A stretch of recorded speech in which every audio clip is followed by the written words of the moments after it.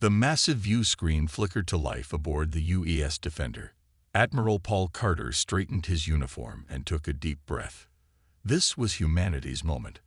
First contact with an alien civilization. The screen displayed a tall, blue-skinned being with 4 eyes arranged in a diamond pattern. Small ridges ran along its hairless skull, and its mouth formed what Carter hoped was a smile. "Greetings from the Galactic Carillion Empire," the alien said in perfect English. "I am Ambassador Zex Terra. On behalf of Earth and all human colonies, I welcome you," Carter replied. "I am Admiral Paul Carter of the United Earth Defense Force." At first meeting in Earth orbit marked the beginning. Within weeks, the Carillion ships became a common sight around Earth and its colonies on Mars, Europa, and the Moon. Most humans celebrated. After centuries of wondering if they were alone in the universe, they finally had their answer. Dr. Lisa Donovan did not share in the excitement. As head quantum physicist at the North American Research Division, she had been asked to demonstrate Earth's quantum computing advances to the alien visitors. Something about their interest made her uneasy. They asked about the military applications again. She told her colleague Alan Wright as they walked through the underground lab complex in Denver. "That's the 3rd time this week." Alan shrugged. "They're curious. Wouldn't you be if you found a new civilization? It's not just curiosity. They're assessing us." Lisa stopped walking and lowered her voice. "Yesterday, I caught one of them trying to access the Defense Network database through my terminal." "Did you report it?" "Yes, but General Mills just said I misunderstood. He said the alien was simply admiring my work." Alan gave her a gentle pat on the shoulder. "Everyone's excited about this alliance. Try not to worry so much." 2 days later, Lisa found more evidence. The quantum field monitors she had secretly installed detected unauthorized scans of Earth's orbital defense platforms. She traced the signals back to the Carillion diplomatic vessel. She brought this information to Admiral Carter. The Admiral listened carefully in his office aboard the Defender, his face growing more concerned with each detail. "You understand the seriousness of these accusations, Dr. Donovan?" "Yes, sir. I wouldn't be here if I wasn't certain." Carter nodded slowly. "I've had my own concerns. The Carillions keep asking about our colony defenses, particularly on Mars. They say it's to better coordinate joint protection efforts, but their questions are too specific." Lisa wasn't surprised. "They're mapping our capabilities, sir. I believe they're preparing for something." "But why? They've offered us technology, trade agreements, cultural exchange. Maybe that's how they always start," Lisa suggested. "What do we actually know about their history with other species?" Carter frowned.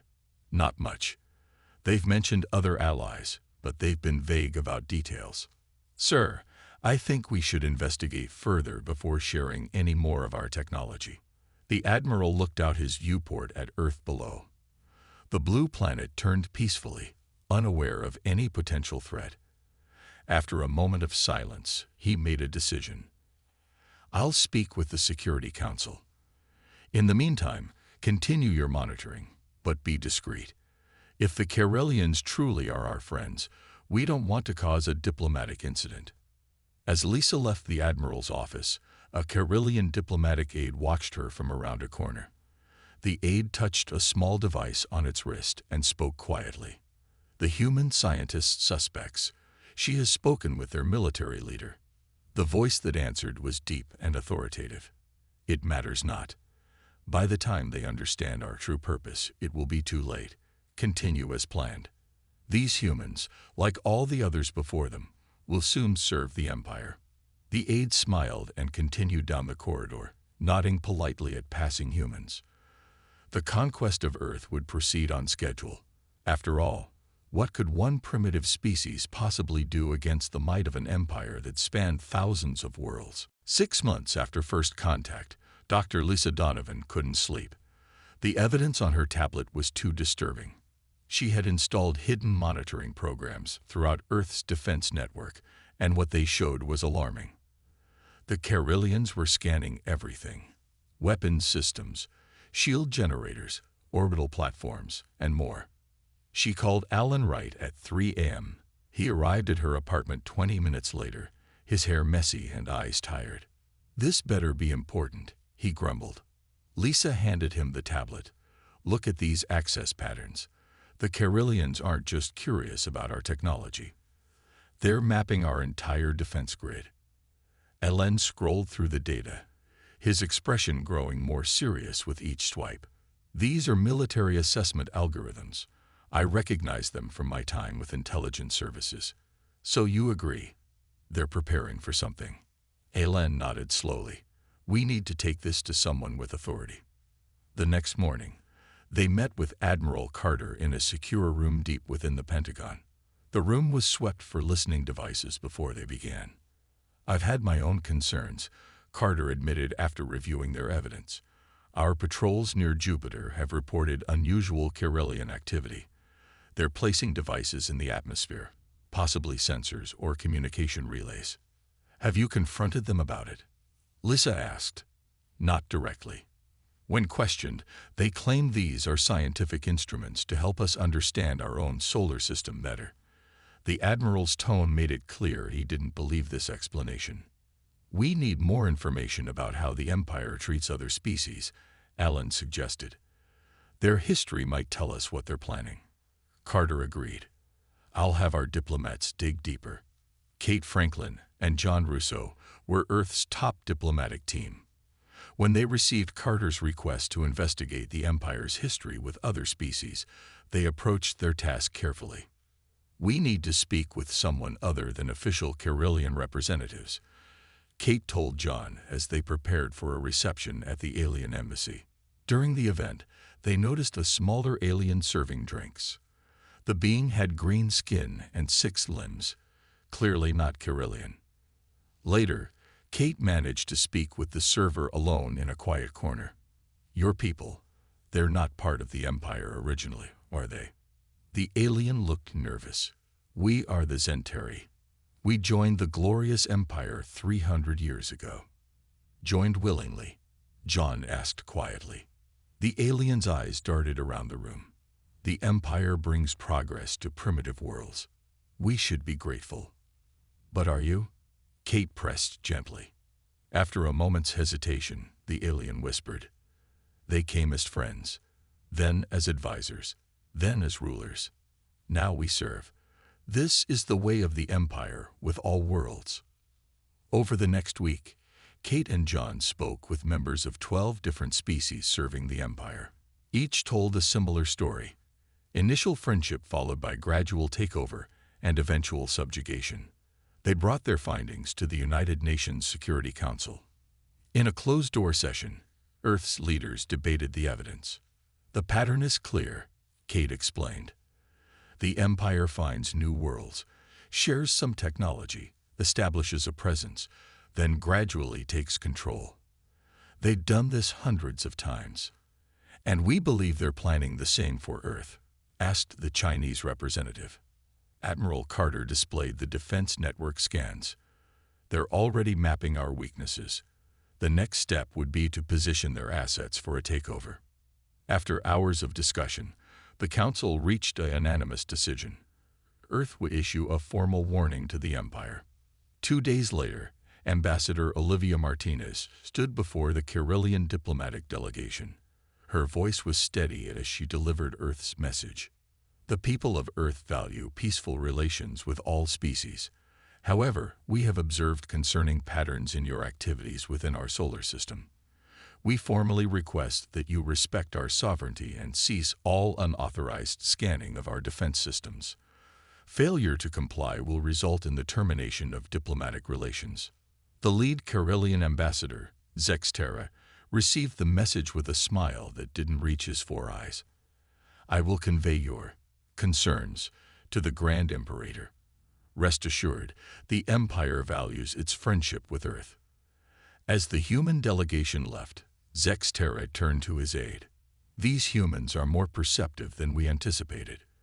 Accelerate the timetable." The great hall of the Carillion Imperial Palace echoed with laughter. Grand Imperator Vexmaler, ruler of 1,000 worlds, held a copy of Earth's formal warning in one of his 4 hands.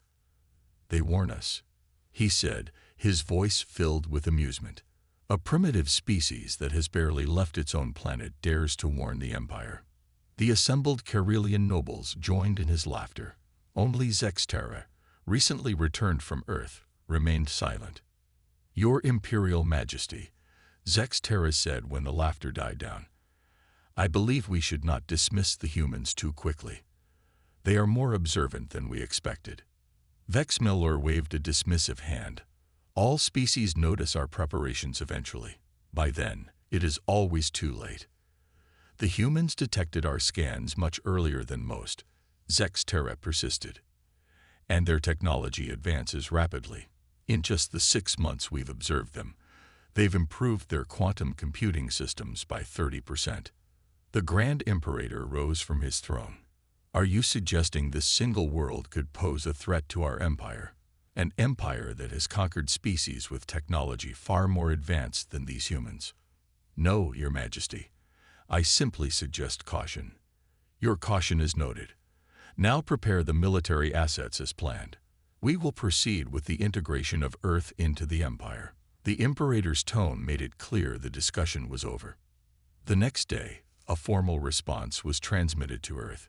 In public broadcasts across human media, Vexmeller's face appeared on screens worldwide. People of Earth, he began, his voice translated perfectly. The Karelian Empire is disappointed by your recent message. Your concerns are based on misunderstandings and primitive paranoia. Our activities in your system are purely peaceful. Perhaps your species is not yet mature enough for true galactic cooperation. The message continued, filled with condescending reassurances. When it ended, the leaders of Earth met in emergency session. They're not even trying to hide their contempt, Admiral Carter said.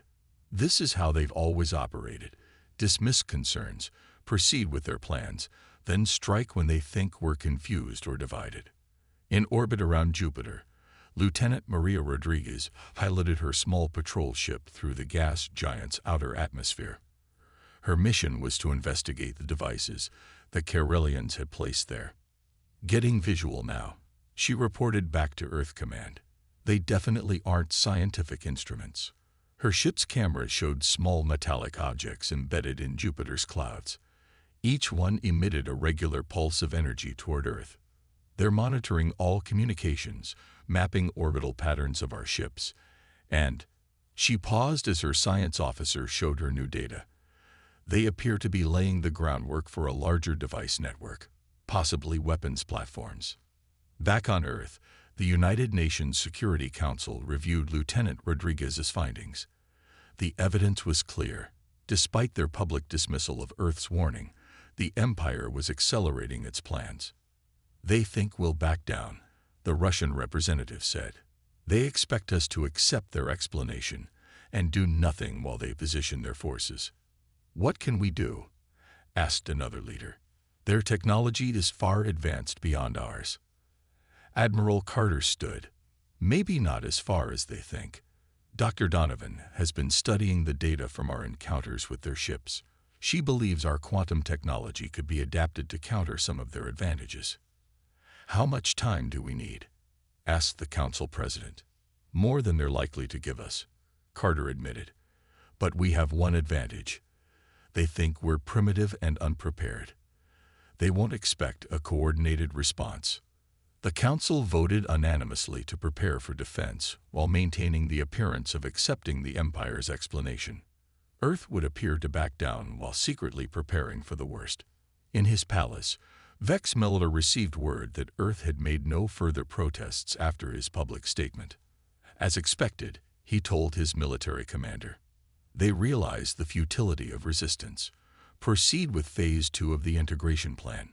Place our ships near their Mars colony and their moon. When we move on Earth itself, we'll control all their outposts simultaneously. It will be done, Imperator, the commander replied. The humans will be under our control within 2 months, as with all primitive species who lack the wisdom to submit immediately. Neither of them considered that the human's silence might mean something very different from submission. Admiral Paul Carter sat alone in the dimly lit war room. On the large screen before him, A 3D map of the solar system displayed the positions of every human outpost and colony. Red dots marked the locations of Carillion ships. There were more red dots every day. "Computer, activate Protocol Thunderstorm," Carter said quietly. The system beeped in acknowledgement. The words "Protocol Active" flashed on the screen. Since the day the Empire had laughed at Earth's warning, Carter had been preparing. He had hoped it would never come to this, but deep down, he had known the Empire would never respect humanity's sovereignty. The Admiral pressed a button on his desk. "Get me Dr. Donovan." Lisa Donovan hadn't slept properly in weeks. Her lab had become her home as she and her team worked day and night on the Quantum Disruptor project. When her screen lit up with Carter's call, she rubbed her tired eyes. "Admiral, we've made progress," she said without greeting. "The disruptors are working in tests. We can block their faster-than-light jumps within a radius of 500,000 miles. We're working to extend that range." "Good work.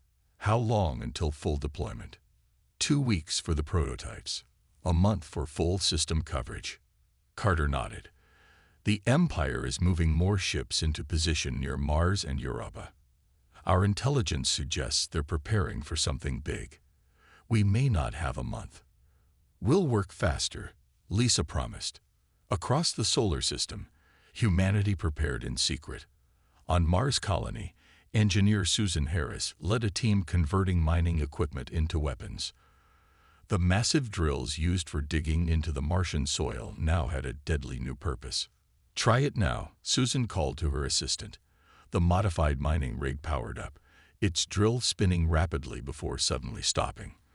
A pulse of energy shot from its tip, melting a hole through the metal test target. "Perfect," Susan said with a grim smile. "Get this design to all the mining outposts.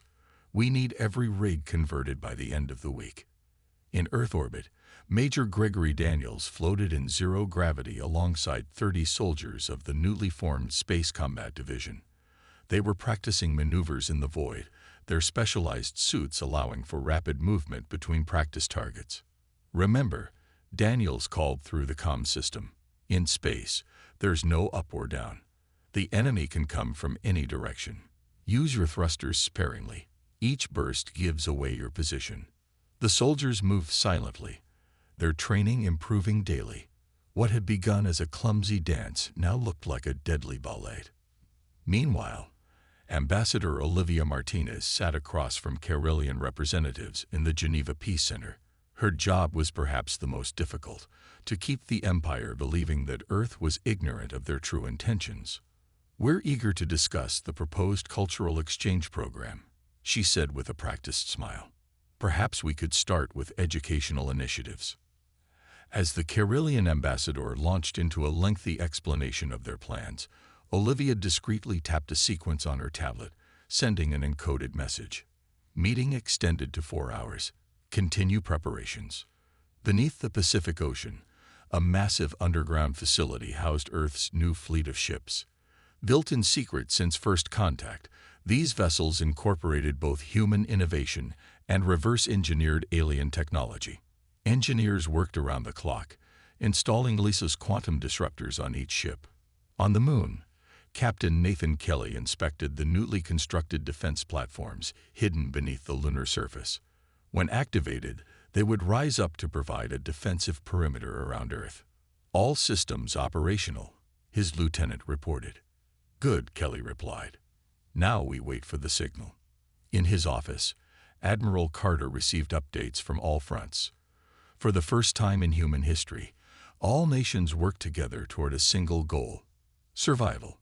The old conflicts that had divided humanity seemed trivial now. Carter looked again at the map with its growing number of red dots. The Empire thought humans were weak, primitive, and unprepared. They thought Earth would be an easy conquest, like so many planets before. They were wrong. When the Empire finally made their move, humanity would be ready. And the Carillions would learn a painful lesson about ignoring warnings. The Carillion attack fleet emerged from faster-than-light travel at the edge of the solar system. 500 warships, led by the massive dreadnought Eternal Glory, moved toward Earth with confident precision. Commander Zarkesh stood on the bridge of his flagship, his 4 eyes scanning the tactical displays. "Begin jamming all Earth communications," he ordered. "Launch EMP satellites toward their defense stations." The commander smiled as his orders were carried out. The Empire had conquered 1,000 worlds this way. First, cut off their communications.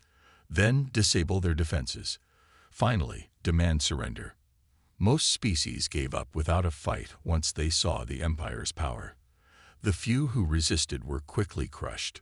"Sir, EMP satellites are in position around Earth's orbital platforms," reported his second-in-command. "Activate them," Zarkesh commanded. Across Earth's orbit, the small disc-shaped devices activated, sending out pulses designed to fry all electronic systems. The Empire ships continued their advance, now passing the orbit of Neptune. "Status report on Earth defenses," Zarkesh asked. "Their orbital platforms appear disabled, Commander. No signs of defensive measures being activated. Their planetary defense grid shows significant disruption." Zarkesh nodded. "Just as expected. Send the second wave toward Mars." A fleet of smaller ships broke formation and accelerated toward the red planet. As they approached Mars' orbit, the lead ship suddenly exploded in a brilliant flash of light. "What happened?" Zarkesh demanded. "Unknown, sir. Scanning area. It appears to be some kind of mine."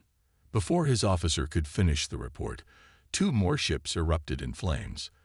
The tactical display updated, showing a field of previously undetected devices surrounding Mars.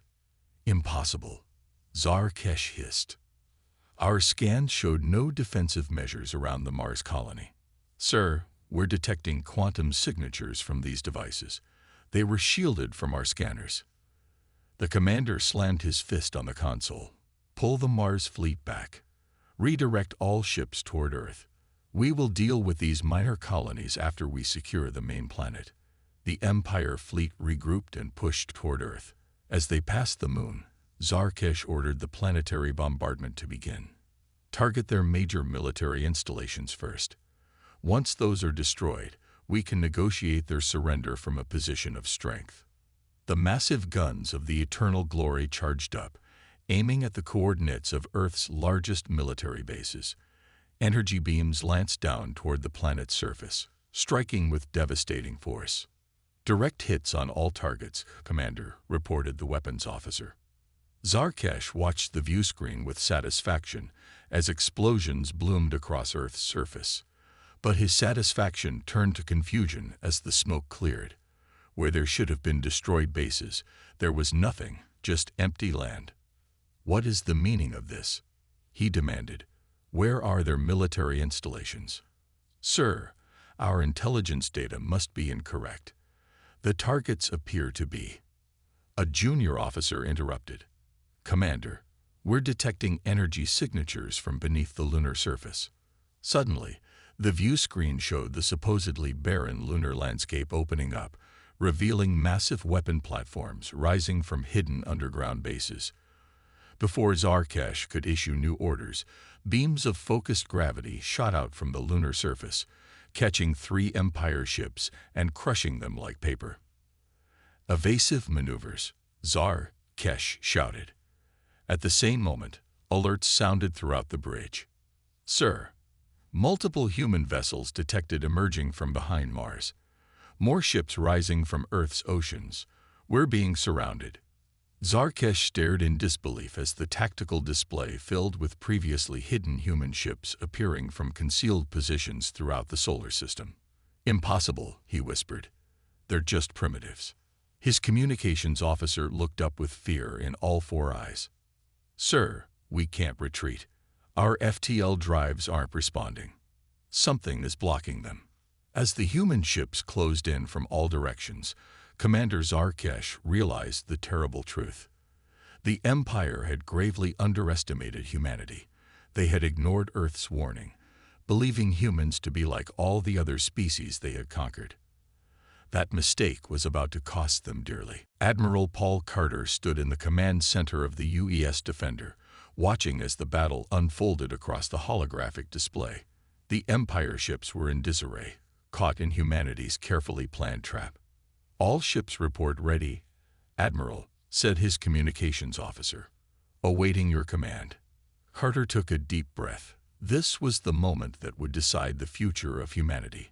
"Execute Thunderclap," he ordered. Throughout the solar system, human forces moved with coordinated precision. From Luna Base, Captain Nathan Kelly activated the full array of gravity weapons. Beams of concentrated gravitational force reached out to the Empire ships, crushing their hulls like tin cans. "Target their engines and weapons first," Kelly instructed his gunners. "Disable rather than destroy when possible. We want prisoners." In the asteroid belt, a seemingly ordinary rock split open, revealing the hidden hangar. 5 human stealth ships emerged, their hulls covered with light-absorbing material that made them nearly invisible against the darkness of space. Each carried missiles armed with Dr. Donovan's quantum disruptors. Lieutenant Maria Rodriguez commanded this small fleet. "Target the Empire's command ships," she ordered. "Fire quantum missiles on my mark." The stealth ships launched their payloads. The missiles streaked across space, their guidance systems locked on the largest Empire vessels. When they detonated, they didn't explode with conventional force. Instead, they released clouds of quantum particles that disrupted the Empire's advanced technology. On the Eternal Glory, Commander Zarkesh watched in horror as his ship's systems failed one by one. "Weapons offline. Shields at 30%, shouted his tactical officer. "We're detecting more human ships approaching from behind Jupiter." Zarkesh couldn't believe what was happening.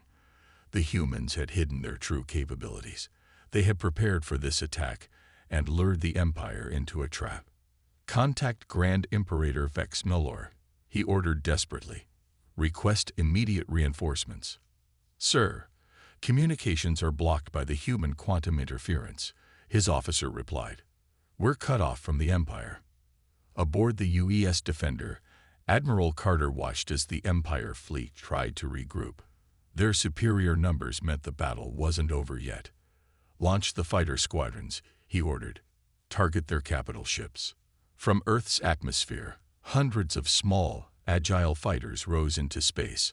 Unlike the bulky Empire ships, these human craft were designed for speed and maneuverability. They darted between the larger alien vessels, firing precision strikes at vulnerable points. Major Gregory Daniels led the Zero-G troops in boarding actions against disabled Empire ships.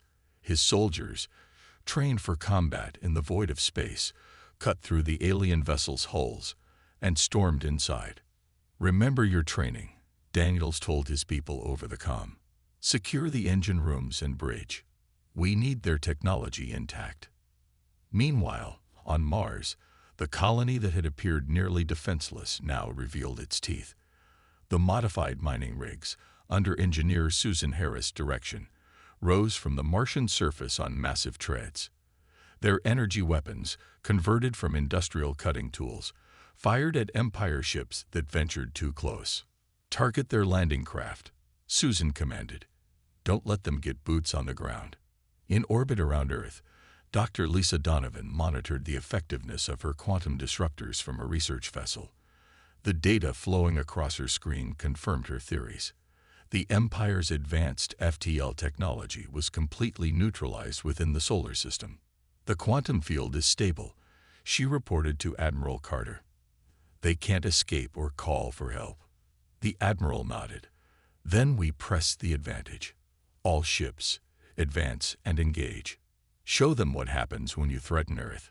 The human fleet moved forward as one, their formation perfect despite having ships of different classes and origins. For the first time in centuries, all of humanity fought together. Chinese ships flew alongside American ones. Russian commanders coordinated with European captains. The old borders and conflicts had been set aside in the face of this common threat. The Empire had expected an easy conquest. Instead, they found themselves trapped and fighting for survival against a species they had fatally underestimated. Grand Imperator Vex Milor paced the gleaming floor of his throne room on the Imperial capital world. His 4 eyes blinked rapidly, a sign of extreme agitation among his species. The message cube on his desk continued to flash red, demanding his attention. When he finally touched it, the desperate voice of Commander Zarkesh filled the room. Imperial Majesty, we are under heavy attack. The humans were prepared for us. They have technology we didn't detect. We need immediate reinforcements or the fleet will be lost. The message cut off abruptly. It had been sent hours ago, before communications with the Earth invasion fleet were completely severed. Impossible, Vex Miller muttered. In 3,000 years of expansion, the Empire had never failed in a conquest. Primitive species simply didn't have the capability to defeat Imperial technology. His war minister entered the room and bowed deeply. Imperator, I bring grave news. The Second Fleet has reached the edge of the human solar system, but cannot enter. They report some kind of energy barrier surrounding the entire system. What kind of barrier could possibly stop our ships? Vex Miller demanded. The fleet commander describes it as a quantum field of some kind. Our scientists are baffled. Such technology should be beyond human capabilities. Vex Miller slammed his fist on his throne. I want every available ship redirected to Earth. Break through that barrier at any cost. Meanwhile, inside Earth's solar system, the battle had turned decisively in humanity's favor. The Empire's first wave was in ruins. The massive dreadnought Eternal Glory drifted powerless, its engines destroyed by quantum missiles. Commander Zarkesh was dragged onto the bridge of the UES Defender. Human soldiers held him firmly as he faced Admiral Carter. Your invasion has failed, Carter said simply. Your fleet is destroyed or captured. Your empire cannot reach you. Zarkesh hissed in defiance. The empire spans thousands of worlds. This is merely one battle. When the full might of our forces arrives, your species will be enslaved or exterminated. Dr. Lisa Donovan stepped forward. Your reinforcements won't be coming through. We've established a quantum barrier around our entire solar system. Your faster-than-light technology cannot penetrate it. The alien commander's eyes widened in shock. That's not possible. Your species doesn't have that level of technology. You should have studied us more carefully, Lisa replied. Humans advance quickly when threatened. Back on the Imperial capital, Vex Miller received more disturbing news. The Third Fleet had also failed to penetrate the barrier around Earth's solar system. Worse, the humans had somehow gained access to the Empire's communication network. Every planet in the Empire suddenly received the same transmission. On screens across thousands of worlds, Admiral Carter's face appeared.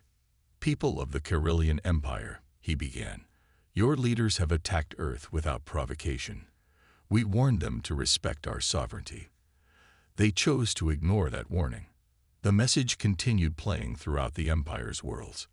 Many of these planets were themselves conquered species, forced to serve the Carillions. They watched the human broadcast with growing hope.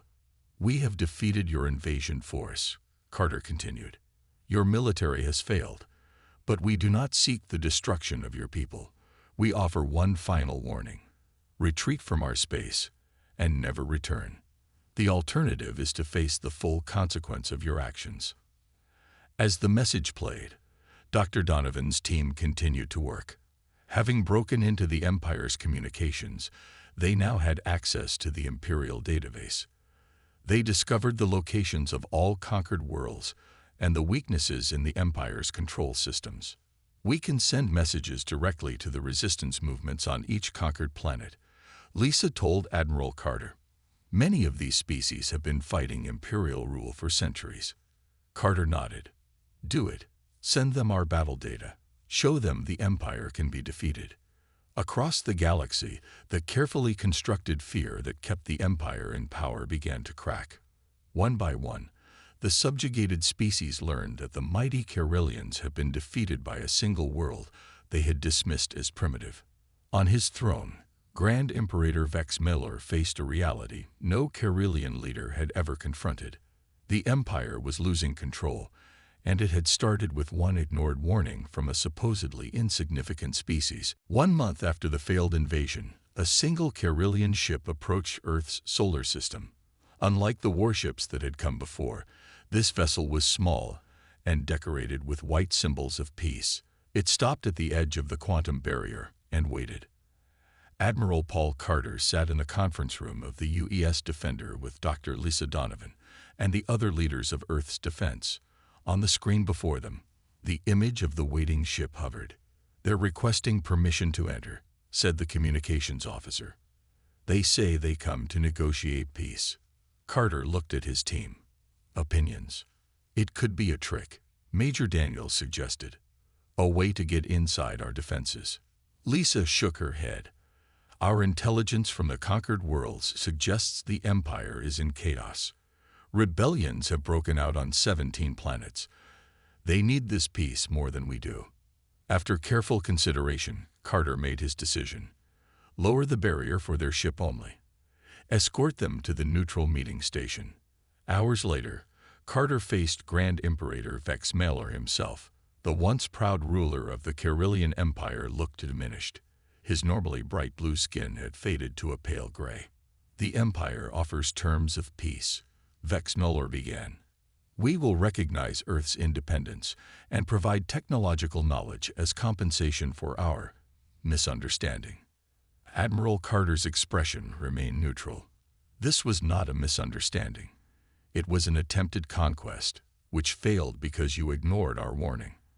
The Grand Imperator's 4 eyes blinked rapidly. "We offered generous terms." "No," Carter interrupted. "Earth will set the terms. First, all conquered worlds must be freed.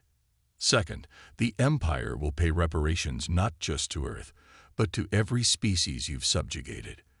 Third, your military will be reduced to defensive capabilities only." Vex Malor hissed in anger. "You would destroy 3,000 years of Imperial rule."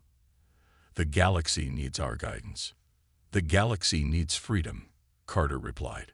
"These are our terms. Consider them carefully before answering." 5 years passed. On the planet that had once been the Imperial capital, representatives from 50 formerly conquered species gathered in what had once been the Grand Imperator's palace. Now it served as the meeting hall for the Federation of Free Worlds. Dr. Lisa Donovan, now heading a multi-species research initiative, watched as the new Federation Council convened. Earth held a prominent position in this new galactic organization, but not as conquerors. Humans had chosen a different path than the Empire they defeated. The Quantum Physics Exchange Program has participants from 32 worlds. She told her assistant, "We've learned as much from them as they have from us."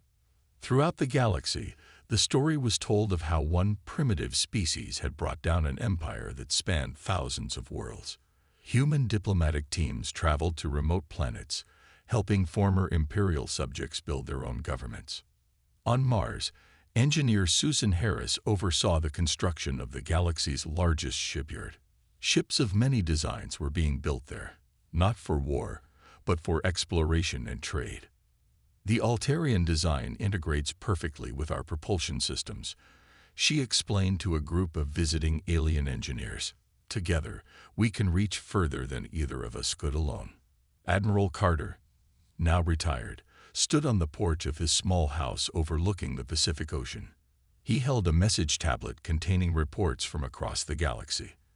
The Federation was thriving. The former Empire, now just one member among equals, was slowly adapting to its new role. On the hill behind his house stood a simple stone monument. Visitors from across Earth and beyond often came to see it.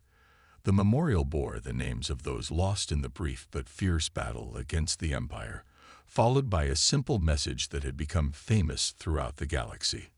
"They ignored our warning. We ensured they would never make that mistake again." Carter smiled as he watched the sunset. Humanity had faced its greatest challenge and emerged not just victorious, but better.